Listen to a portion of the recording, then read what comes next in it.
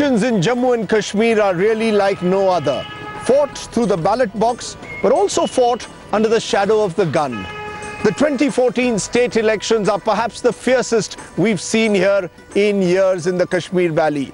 You've got the ruling National Conference battling for survival, the opposition PDP hoping to make a comeback after 6 years, the national parties, the Congress, and uniquely this time the BJP too, trying to make an impact in the valley.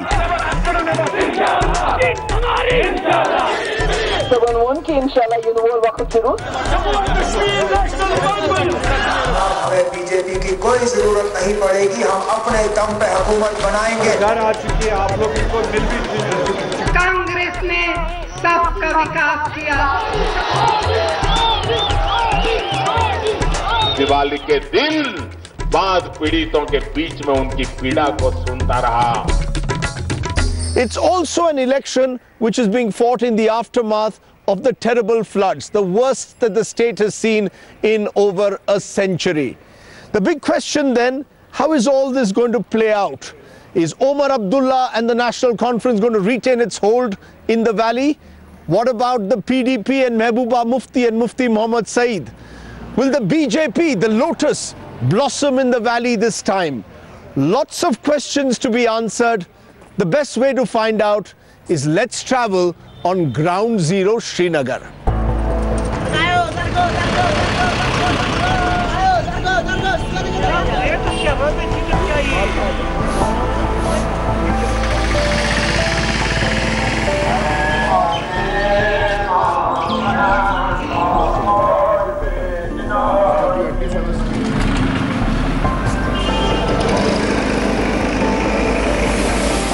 Namaste. Good morning, good morning, good morning.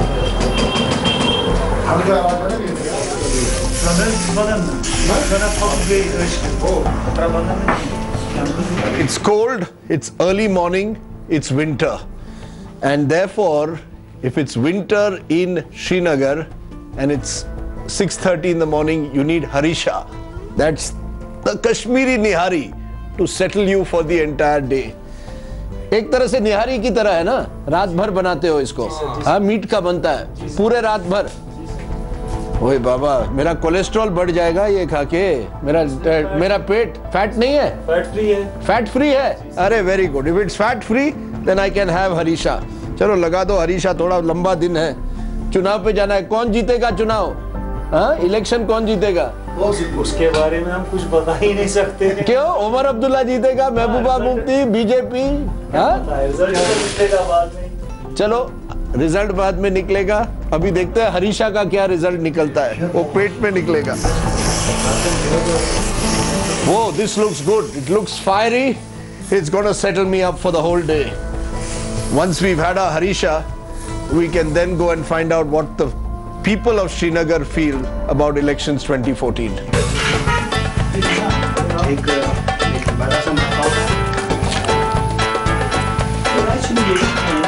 ये सब तुम लोग मुझे खिला रहे हो, इससे मेरा कोलेस्ट्रॉल बहुत बढ़ने वाला है। वेल डन बॉस, दिल खुश कर दिया। Thank you boss. पेट का प्रॉब्लम हुआ तुमको मैं जिम्मेदार रखूंगा। Okay. Woo-hoo-hoo. It's very cold, particularly for someone who grew up in Mumbai. Winter in Kashmir.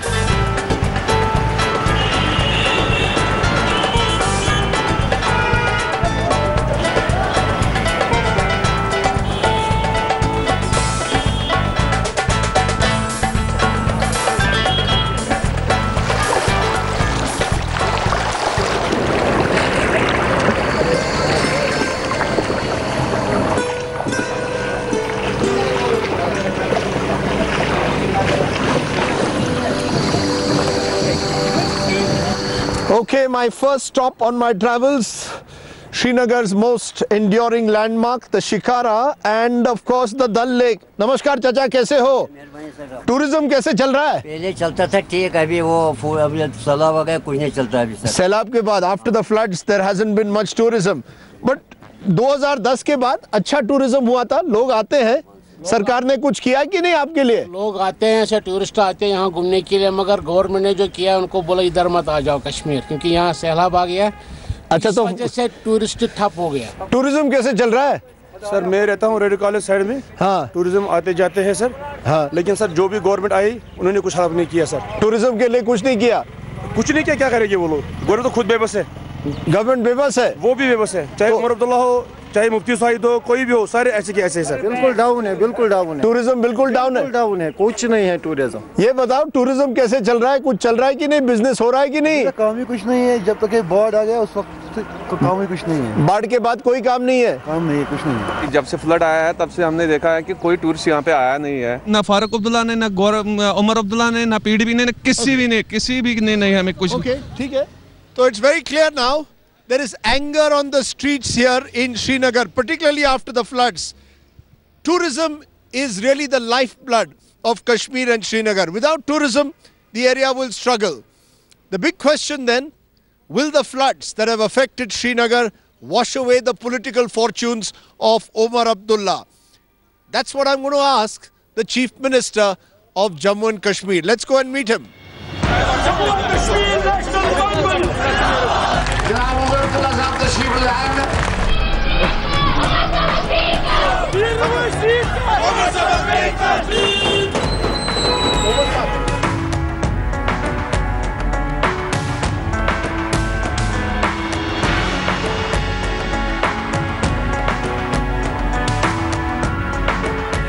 Omar, how are you? Thank you very much, Omar, first of all, for talking to us. The big question is that would I be right in saying that you're facing the biggest challenge of your political life? Most people are writing you off. Let me be honest. Most people, whether pollsters, pundits, are all writing you off. To that extent, are you facing the biggest challenge of your political career up to now?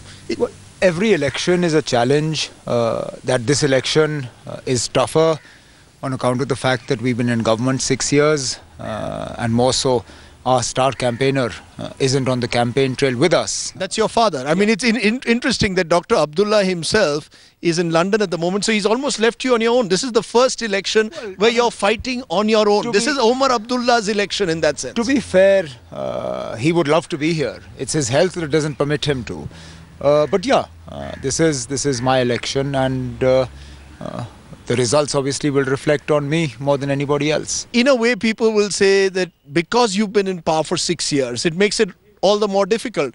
The summer of 2010, the floods, the stone throwing that took place, as I said, in 2010, everything is held, you're held accountable on each time. Is that making things more difficult for you? You're being judged on your performance in the last 6 years. Well, obviously, every government is judged on its performance, and my government will be no different than that. That having been said, there's a certain sort of advantage that comes with having been written off by all the pollsters and the experts, because nobody's expecting me to deliver anything. And therefore, anything that I come back with is a bonus. And it's actually, how do I put it?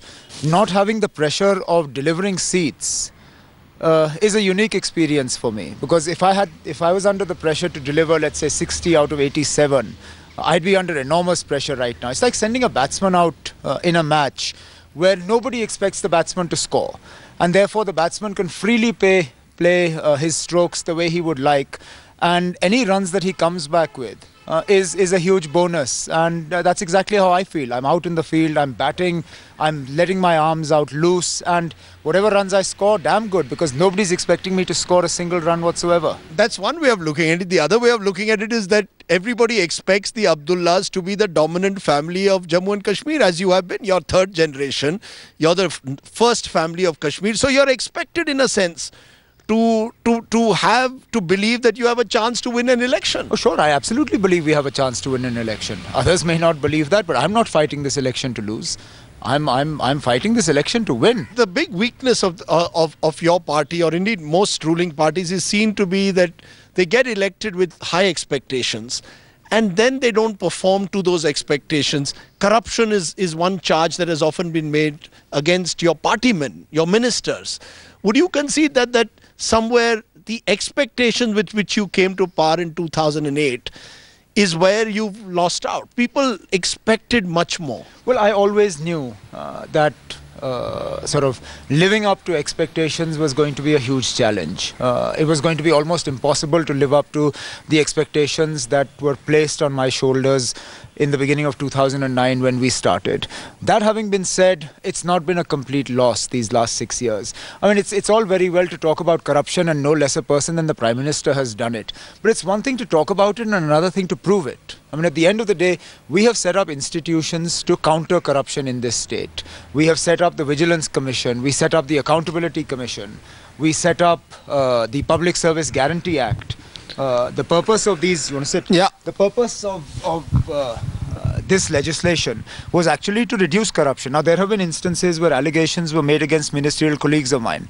Those allegations were referred to the Vigilance Commission. What came of them? Because Rahul Gandhi, no less, who was your ally, the Congress was your ally till not too long ago, says the government had been lethargic. Now, imagine just before the polls, a party which has been your ally for almost 5.5 years suddenly says that the government of Omar Abdullah has been lethargic. No, I would have been a lot more sort of receptive to this sort of talk if it had come while I was campaigning for the Congress and trying to make Rahul Gandhi the Prime Minister of India. At that time, lethargy didn't seem to be a problem. At that time, the National Conference didn't seem to be a problem. Suddenly, 6 months down the line, the National Conference is lethargic, this government is lethargic. All in all, I mean, let's face it, some of the most critical portfolios in this government were held by Congress ministers. So what were they doing? You know, because I thought Rahul Gandhi was your friend. So if your friend Rahul Gandhi is also questioning Omar Abdullah, then, you know, you're being isolated. I guess in politics, I suppose it's fair to say there are no permanent friends and no permanent enemies. Do you know, the BJP could well dominate Jammu and emerge as a serious player for power. Do you see that change is in the air, parivartan, change, and Modi, do you see Narendra Modi representing change in Kashmir as he does in other parts of the country? The last few elections have been about change. 96 was about change, 2002 was about change, 2008 is about change. Let's see what 2014 is about. Yes, the BJP is making far more serious attempts at power this time, which has them sort of scrambling now to justify how 370 is an issue in Jammu and not an issue in Kashmir, how statehood for Ladakh is an issue in Ladakh but not something they want to talk about in the valley. They're now scrambling suddenly to explain their past with the current posture that they want to take, and which is why they don't have a manifesto. Apparently suddenly they have a vision document, and in that vision document all issues on which they fought elections in the past have suddenly disappeared. I think the BJP will benefit from Mr. Narendra Modi's own sort of the perception that people have about him. But more so, let's understand, the Congress has 12 years of anti-incumbency in this state. Many people feel they haven't got access to you. You're not there among the people. Your father was a people's person. Do you feel that way? The same sort of complaints were made against my father, that he was not accessible, against chief ministers who came before me. Look, it's impossible to meet 100% of the people. But have I been completely inaccessible? No. I mean, I've traveled to areas, I've taken my cabinet to areas that nobody's been to before. You know, I must ask you, if there was one issue then that you think is dominant, that you believe is going to be the critical issue which people are voting for, what is that issue? Is it a simple sense of fatigue with the present government, a desire for change? Is it anger over the floods which have taken place just a few months ago? What do you believe is that critical issue that could be decisive in this election? I don't think there's one particular issue. I think there are multiple issues. Obviously, the good and the bad of this government is an issue that we are discussing. Obviously, I'm being criticized for what hasn't been done, but we're also selling all that we have done. I mean, you're taking one aspect of the floods. The fact of the matter is that even on the floods, we were not a complete failure. In fact, if anything, I don't think any other government could have responded to the floods as well as we did. Many people believe money has not reached. Money has not reached them, that they haven't got the checks that they want for it. True, they haven't got the checks that they were supposed to get, because that 40,000 crore package that we asked for from the government of India is held up on account of the elections. Why do you think the National Conference didn't want these elections? Because we didn't want state government sort of officers to be diverted from relief activities for election activities. But one sec, let me just sort of take this point a little further. The fact is that when this flood happened, most people in Kashmir believed the death toll would be in the thousands. It was far less than that. Most people believed that the number of people killed in the floods would be sort of exceeded by the number of people killed by waterborne diseases. None of that has happened. I mean, in the aftermath of the floods, there hasn't been a single death on account of starvation, cold, or waterborne diseases. Now, what more can you ask from a government? You know, Omar, it's almost as if you're saying that someone is conspiring against you, that there's been this impression created, perception created, that Omar has failed to deliver, that you actually believe you've done much more and you haven't got credit for it. It almost seems that Omar Abdullah believes... I have been the worst salesman of my own government, and that is the fact. Are you saying that you've got to learn from Narendra Modi? I truly believe that the next time I'm sitting on this chair, I will be the most vocal salesman of my own sort of achievements. I was under this mistaken impression that my work would speak for itself. That doesn't happen. In politics, unless you beat your own drum, nobody's going to beat it for you. And in that respect, I think Narendra Modi sets a benchmark that we all have to aspire towards. Is that the only thing that you've learned, that you've got to be a better salesman, or you've made mistakes? 2010, I know you've said the summer of 2010 when things went horribly wrong in the and stone pelting took place. Do you believe that has been the one thing that you would have liked to see change in your 6 years? Well, obviously one would not have wanted the state to have gone through that. That having been said, I take some satisfaction from the fact that the trigger for those agitations has now finally been resolved. Those agitations took place because nobody believed justice would be done in the Matsil fake encounter case. Yeah. The fact that today you have court-martial proceedings that have concluded and life sentences have been handed out is some small satisfaction for me. The reason I'm asking, I presume that the young still want peace, they want security, they don't want a valley where, you know, every few meters there are armed forces, they want probably cinema theatres, they want leisure, they want opportunity. And that hasn't happened. I mean, you know, they want much more. The young want much more. They're restless. They're impatient for change. Of course they're restless. But, I mean, how can you say that hasn't happened? The fact is that... They haven't got jobs. Hang on. The fact is that during the 6 years of this government, militancy is down by more than 70%. Let's look at tourism numbers. I mean, at the end of the day, the single biggest industry or employer in Jammu and Kashmir is tourism. Between 2002 and 2008, there were about 20 lakh tourists that came to the valley. During my government, that number has shot up to almost 55 lakhs. Now, what does that tell you? Can I therefore then ask you in conclusion, Mehbooba Mufti is the one who's seen to be your principal rival. In fact, I wanted a debate between you and her. You agreed, she didn't. But she is seen to be the person who is at the moment holding all the cards, the advantage. How do you see her? Is this a rivalry between two families, dynasties? The Abdullah dynasty on one side and the Mufti dynasty on the other? No, absolutely not.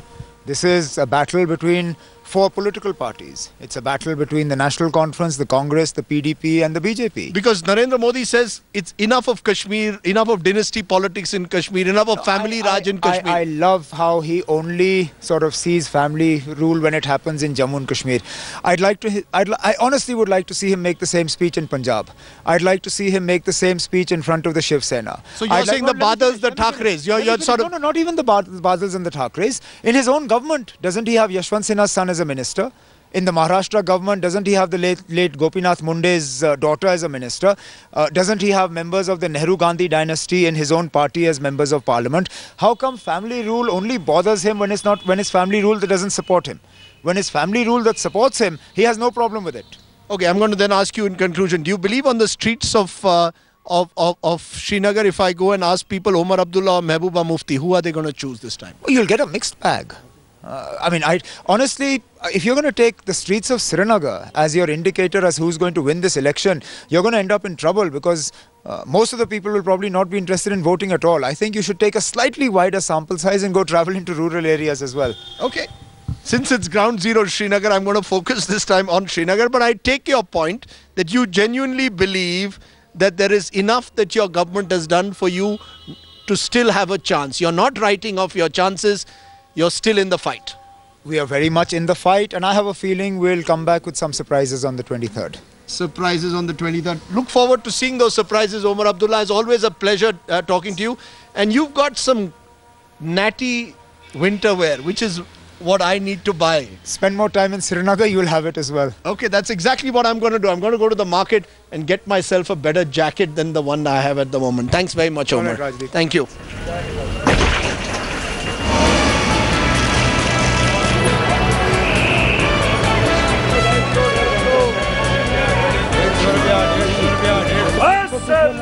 250 रुपया 250 कितना 250 200 ये warmer है, ये jacket है।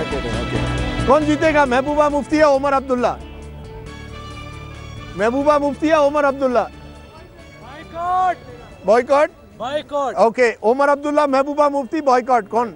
Boycott boycott boycott boycott election boycott. Omar Abdullah या Mehbooba Mufti? Boycott. Okay, Mehbooba Mufti जीतेगी या उमर अब्दुल्ला जीतेगा? महबूबा मुफ्ती।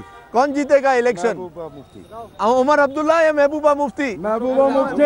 महबूबा महबूबा मुफ्ती। हाँ, उमर अब्दुल्ला नहीं? क्यों? चेंज चाहिए? You want change?